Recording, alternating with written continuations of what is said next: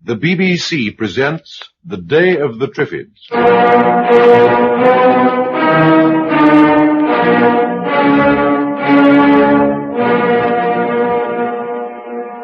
Why is it so dark? Look at the window. Leaves! Triffid leaves! They've broken through the fence in the night and now they're all round the house. Oh! They must want us very bad.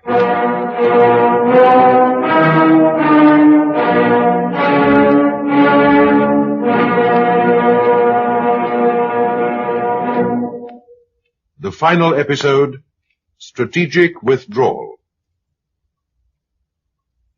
Flamethrower. Yes. Keep the window shut. Take your mask. I've got it.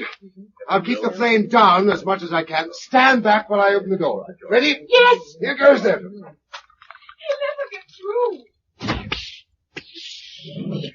Are you all right? Shut that window. I got a mask, John. Oh, have they hurt you? No, bit of poison in my goggles, that's all. I've got the flamethrower. Some of them are turning back towards you. Let them all come. Here we go. Hooray! Hooray! Oh, Bill, hooray!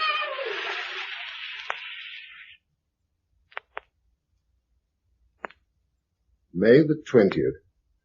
We've been here 4 years. We now have 5 beehives and are hoping to be able to make some mead to keep our spirits up during the winter.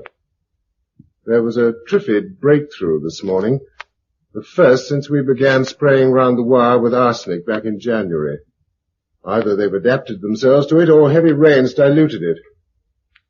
Dennis suggested we should try to get hold of a second generator from somewhere and electrify the fence every so often to stop them crowding against it.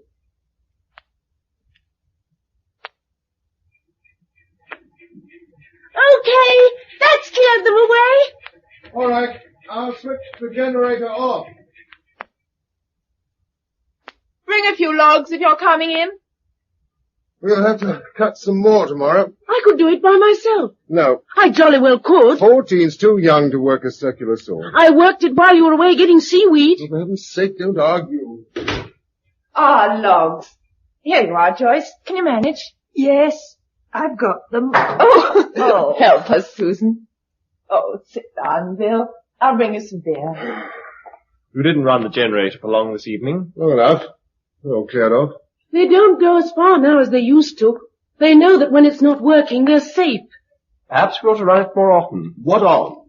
Are you short of petrol? Yes. There used to be a place over at Henfield that had a goodish stock. Have you tried that? Not yet. I was thinking, as a matter of fact, if instead of taking the half-track, you found a tanker, you could carry a lot more. If I could get a tanker along roads that have almost stopped being roads. Well, it was only an idea. What you don't seem to realize is that in a year or two there won't be any petrol. Put in a tanker or anything else. Oh, yes, I do. And I've been thinking about that, too. We'll need a stronger fence, then. It should be possible to build a stockade of telegraph poles strong enough to keep anything out. Possible? For who? If you could get hold of a light crane, it would help. And if I had 10 arms, it would help even more. Bill. Well, I'm sorry, but I get fed up with everybody having brilliant ideas which only need me to sweat my guts out to put into practice. Don't you think I'd like to be able to sit back and think for a change? Well, don't you? Pencils, paper, pepper, a pop gun, and a plastic pot. What? Isn't it a nice list? There are 1 or 2 other things. We can get them all in Littlehampton. Can we? Yes, tomorrow. We'll take the half-track and have a picnic by the sea. Don't be silly. I've got 1,000 things to do tomorrow. Nothing more important than this. Besides, we've never both been away together at the same time. That's why it's important. But Susan can look after everything perfectly well.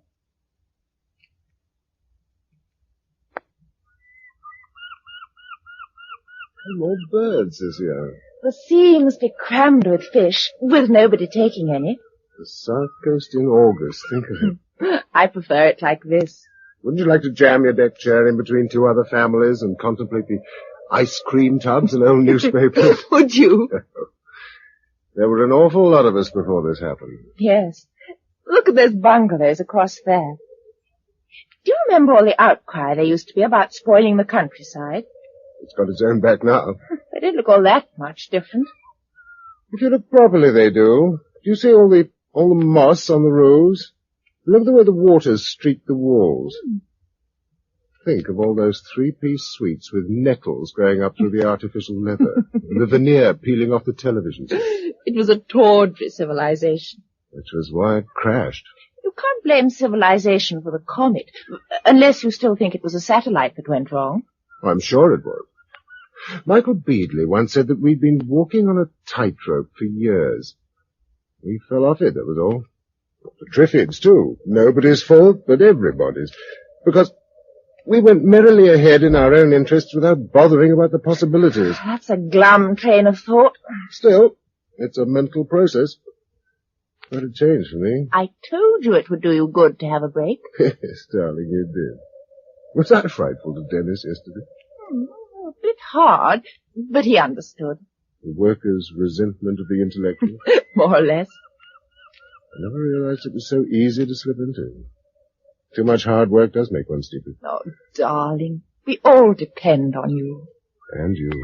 And here we are lying in the sun. We might be worse off. In a way, the last 5 years have been the happiest of my life. Oh. Listen. What's that? Triffids? No, listen. Plane. Can't be. Wait. There it is. Look. A helicopter. Hi. Wave something. A towel. Quick. Oh, I haven't got... Oh, Hello. Hey. Hi. Stop. Oh, what a pretty land. Hello. You never saw us. Silly shouting, really. You couldn't have heard. He's gone inland. Where can he have come from? He seemed to be flying along the coast. Of course, it may be someone from another family group like ours. If they can service and fly a helicopter after all these years, they must be fairly well organized. I mean, it's no good assuming that they could have rescued us, even if they'd seen us. No, but all the same... Oh, darling, I know. Makes you want to sit down and howl. Oh, we better pack the things up and start for home. Oh.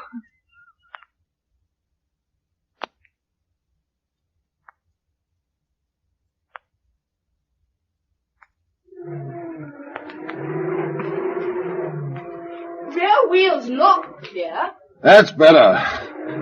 What made me think this might be a better road, I do not But know. it's not much worse than the other. Hop up on that bank and see what it looks like ahead. If it's too bad, we'll turn around and go the other way. Well, how do you tell if it's too bad? Or if you can see a road at all, we'll use it. Bill, here, quick. What's the matter? I can see the farm and a huge great cloud of smoke. It could be Triffids burning. Oh, no, Bill, you know it isn't. They've had a fire and only Susan's left to fight it. Quick!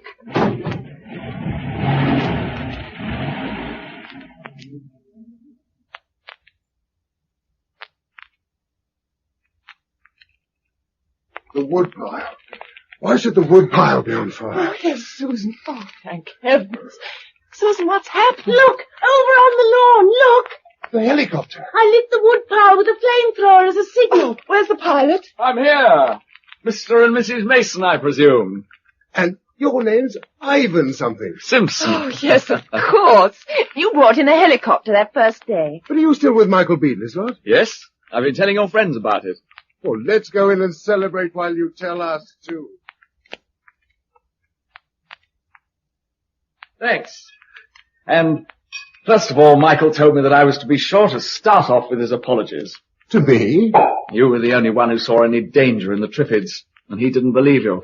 But how did you know I was here? Well, we found out the rough location a few days ago from a man called Coker. Coker?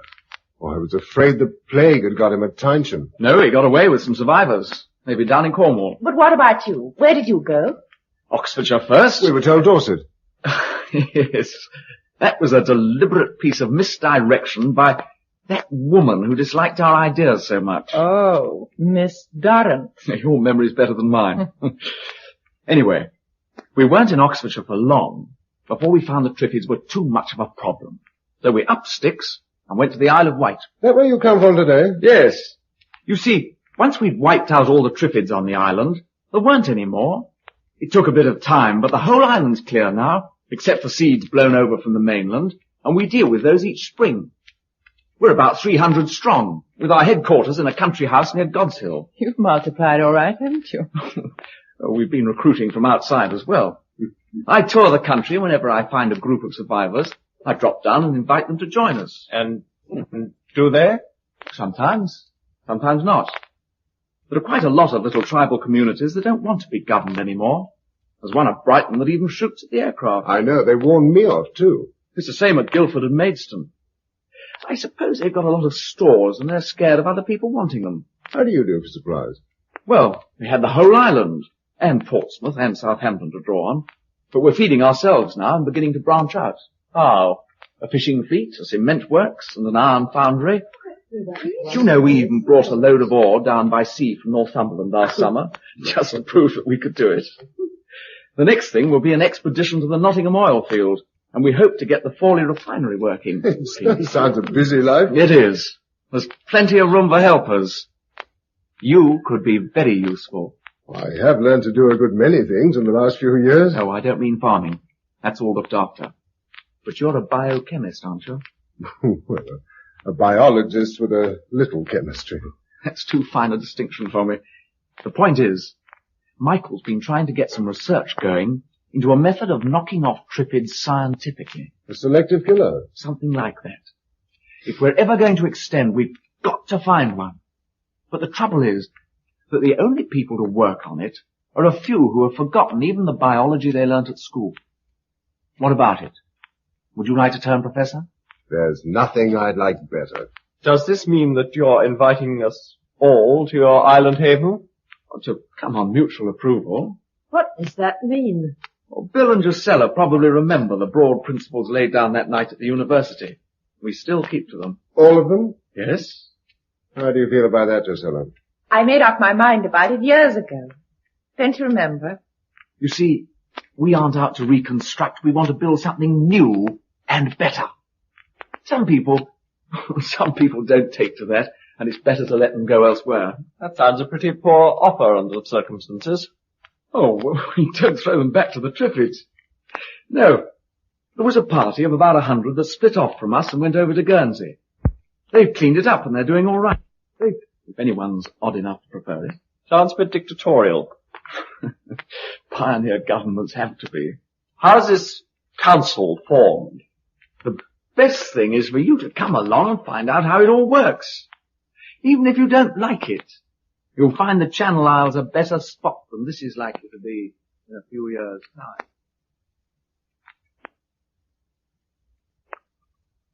Bill, you out there? Here. What you doing?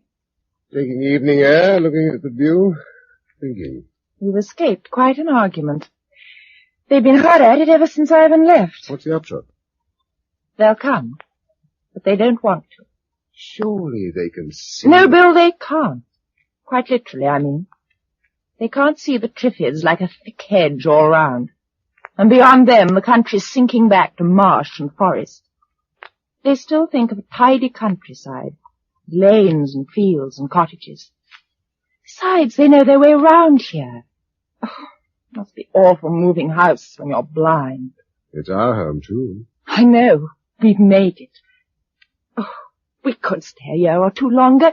What do you think? No, not now. No point. And think of the children. That's what finally made the others decide to leave. All the time I've been haunted by something Coker said years ago. The first generation peasants, the next savages. Well, that's the way we're heading, unless we admit defeat and go. Not defeat. A strategic withdrawal. All right, but when?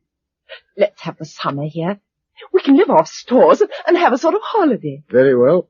And on the 20th of September, when the schools used to reassemble, we'll pack up and drive down to Portsmouth. We'll flash a light to the island and wait for a boat to pick us up.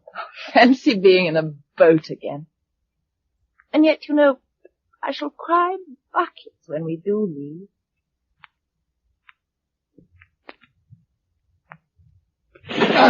That's 20 sacks. 1 ton. Put up the tailboard.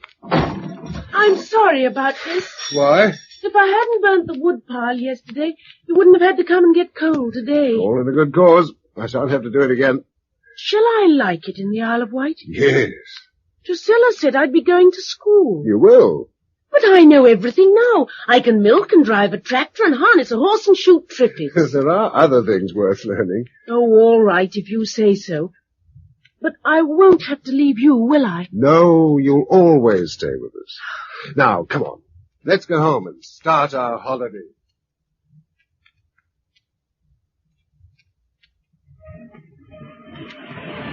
I'll open the gate. Put your mask on. Oh, it'll be marvellous never having to wear these things when we get to the Isle of Wight. I say, look, we've got more visitors. Ivan again? No, in the yard there. That's not one of our cars. What on earth is it? Well, the top part looks like a sort of caravan. There's no doubt about the bottom part. It's a tank. Here, hurry up. Let's go and find the owner.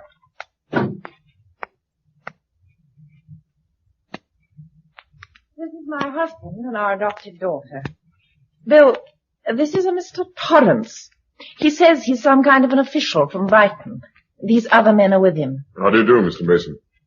We've met before. I don't think so. Oh, yes, we have. On the second day of the disaster, you fired at me up in Hampstead. Oh, did I? Well, those were bad days. Shoot first and ask questions afterwards, eh? As times have improved, perhaps your friends would like to park their Sten guns outside. They're all right here. It's a man's best friend, you know, as they used to say in the army.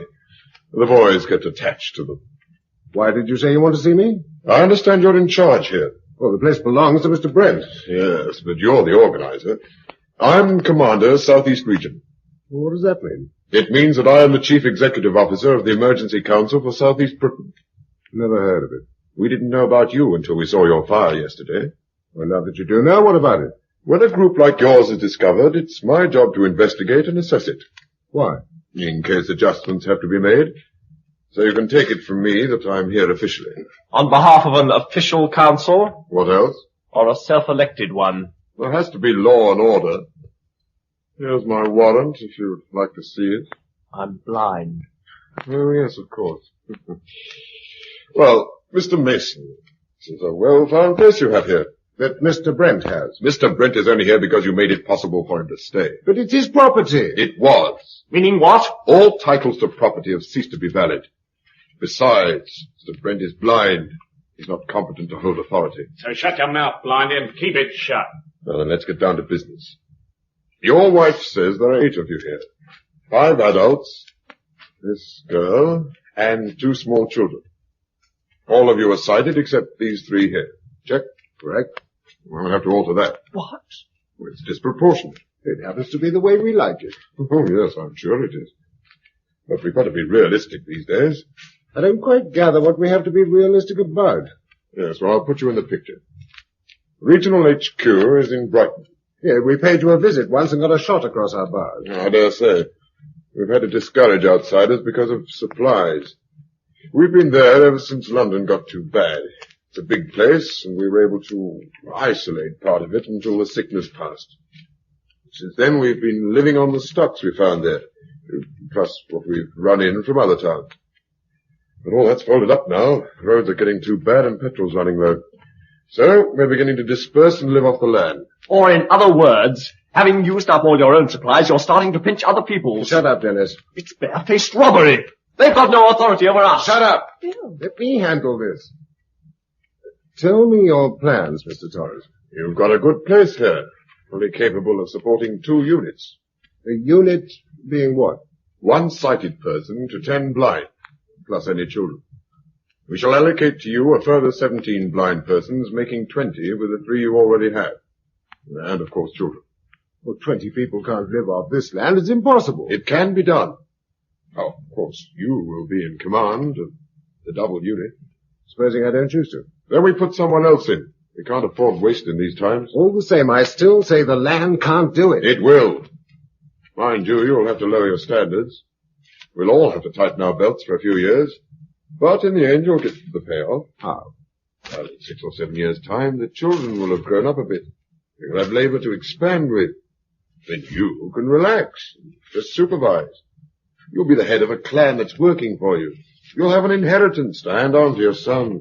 What you're really offering is a kind of feudal seigneury. Yeah, that's it.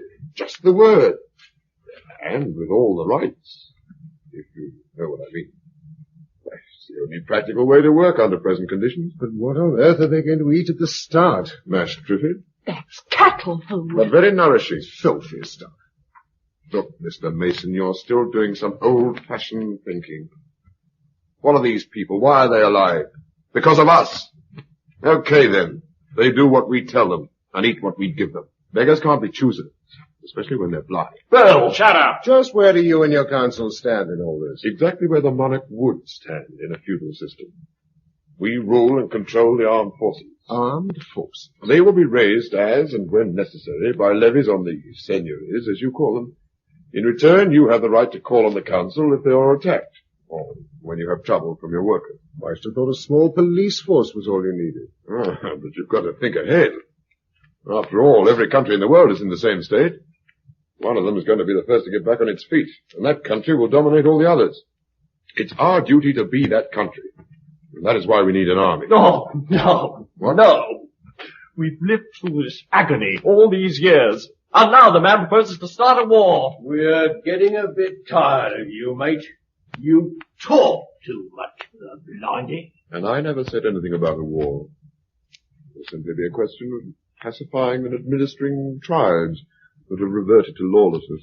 Unless they think of it first. Which is why we have got to be prepared. Is it all clear, Mr. Mason? Yes, I think so. You expect the three of us here to be responsible for 20 blind people and a number of children. 2, not 3. Yourself and your wife. And Susan. Sorry. The allocation is 10 per unit and we can't make exceptions. We'll find work for her at headquarters until she's old enough to run a unit on her own. Oh, with some chap. My wife and I regard her as our own daughter. We've got to stick to the regulations. Yes, of course. Bill! Sorry, Susan, but orders are orders. Besides, you'll do all right at HQ, my girl. It's in the pavilion. Of course, we would expect certain guarantees with regard to her education and so Oh, on. naturally. There's a good deal to be thought of. Such as? Some of our equipment's wearing out. We're going to need a couple of good draft horses soon. It's difficult. We must have them. Not for a bit. Well, how do we plough? Hitch all your blinders to the plough and make them pull it. All you have to do is encourage them. You've thought of everything. That's what the council is for.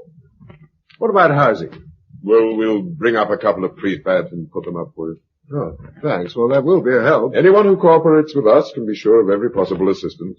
It'll be quite a relief in a way, not to be entirely on our own. Well, now, I dare say you'd like to see round the place. We're rather proud of our anti-Triffid fence. Then we'll have a drink or two on the deal. How's that? Fine. But we can't stay too late. I'd better have a wash first. I'm covered with coal. Susan, start showing Mr. Torrance and his friends round the estate. Me? Yes, it'll give her a chance to get to know you. I'll join you in a moment. This way.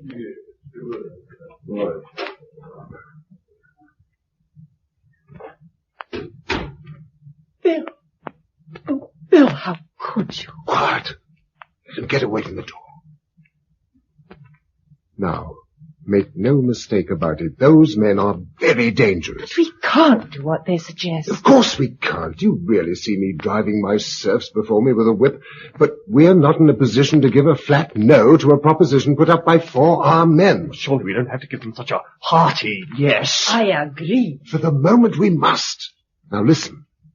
I think their idea is to leave tonight taking Susan with them as a sort of hostage. No. And perhaps one of them will stay behind to keep an eye on us. Well, that is not what's going to happen. I'm going out to join them in a moment, and this is what I want you to do.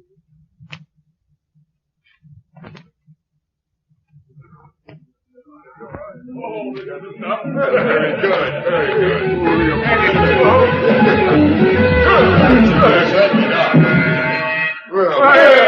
Good girl! Good kid! Hey, she can drive! Oh, no, that's what it's called. I remember now. Rock and roll. Who's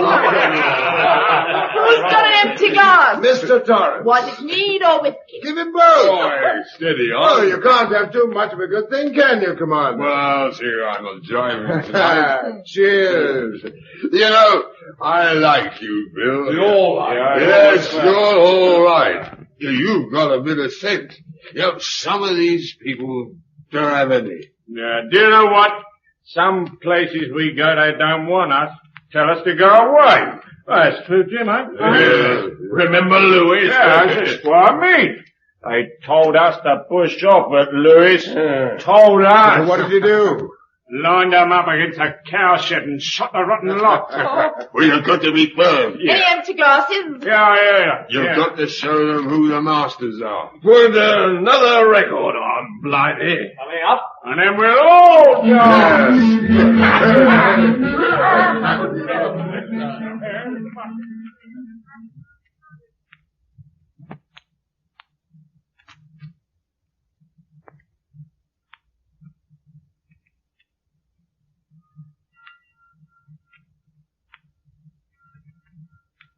Good fellow. All ready? Are they asleep? Flat out. Down you come.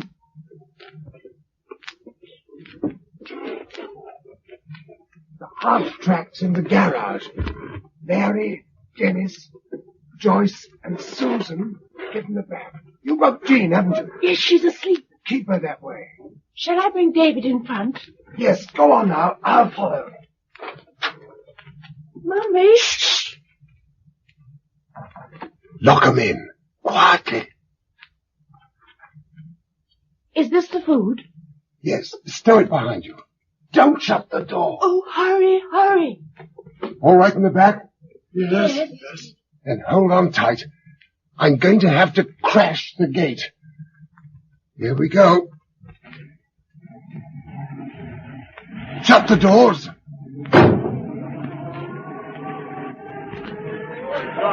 They're awake.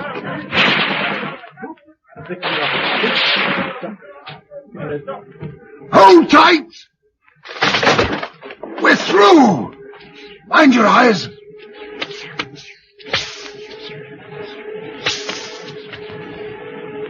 We're past the Triffids.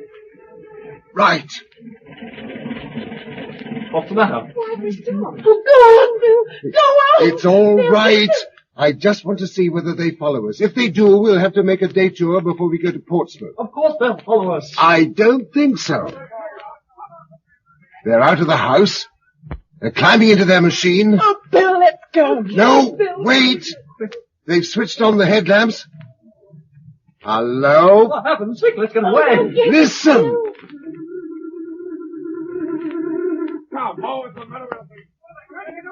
That's all right. What's happened? There's 10 pounds of your honey in the petrol tank. I hoped it would do the trick. Oh, look. The Triffids are swarming in. Yes, they'll be stuck there now till someone turns up to rescue them. Portsmouth, here we come. How's David? Asleep. And are you crying buckets? No. We're leaving. Why? I've got all I want. And someday we'll be coming back.